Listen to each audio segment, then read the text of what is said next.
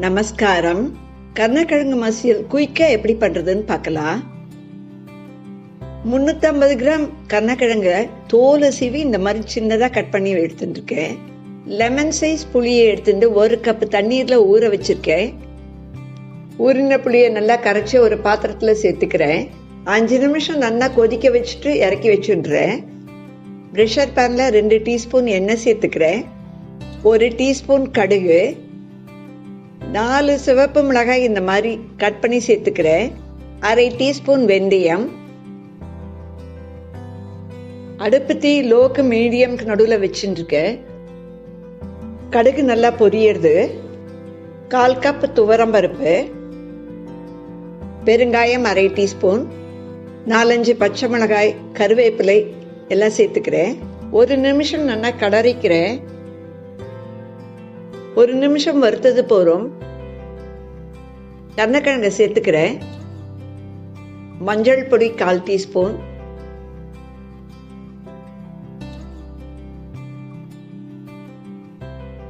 எல்லாத்தையும் கலந்து விட்டு 1/2 கப் தண்ணீர் சேர்த்துக்கிறேன்.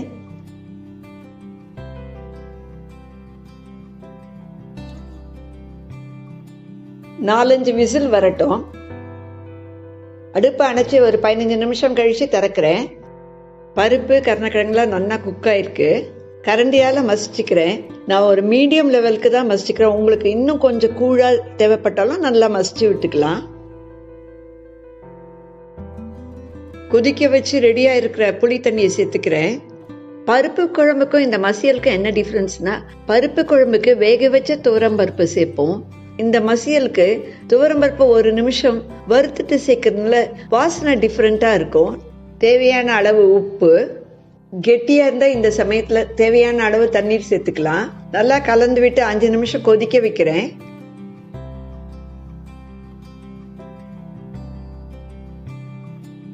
குக்கர்லயே பருப்பியும் கருணக்கிழங்கையும் சேர்த்து குக் பண்றதுனால குயிக்கா முடிஞ்சு போயிடுத்து. கருணக்கிழங்கு மசியல் ரெடி. இந்த மசியலுக்கு நல்ல காம்பினேஷன் பட்னம் பக்கோடான்ற மெது பக்கோடா.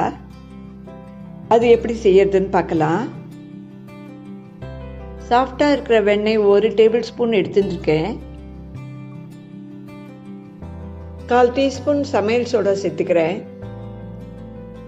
2 சேர்த்து நல்லா மிக்ஸ் பண்ணிக்கணும்.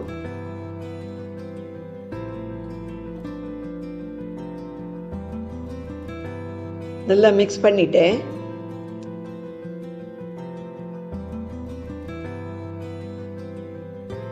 ஒரு கப் கடலை மாவு, 1/2 கப் அரிசி மாவு சேர்த்துக்கிறேன்.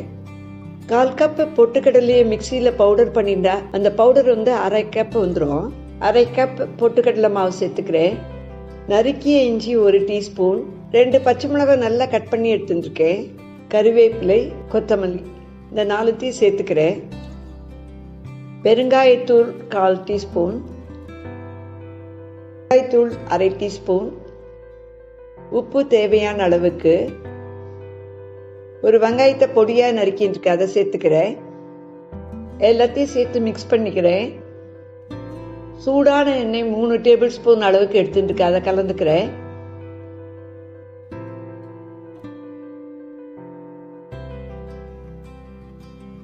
எல்லாத்தையும் சேர்ந்து மிக்ஸ் பண்ணிக்கிறேன்.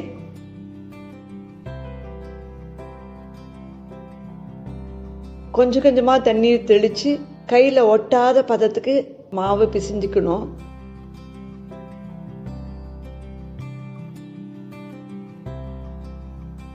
மாவு சாஃப்டா இருக்கும், பட் கையில ஒட்டக்கூடாது.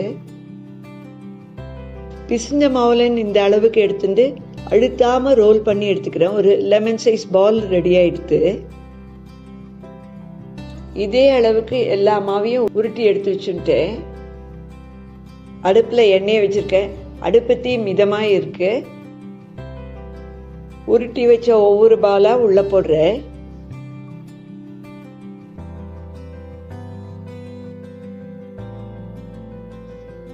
நல்ல பொன்னிறமா சிவந்து வரணும். அப்பப்ப கிளறி விட்டா போதும்.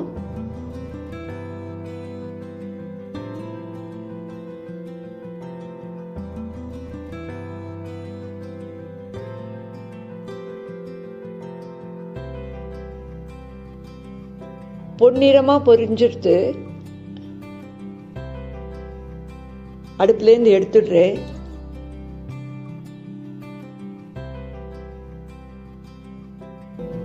வெளியில் கிறிஸ்பாகவும் உள்ள சாஃப்டாகவும் இருக்குது. ரொம்ப டேஸ்டியான பட்னம் பக்கோடான்ற மெது பக்கோடா ரெடி ஆகிடுது. இந்த 2 ரெசிபியும் ட்ரை பண்ணிவிட்டு உங்கள் கமெண்ட்ஸை ஷேர் பண்ணுங்கள். Thanks a lot.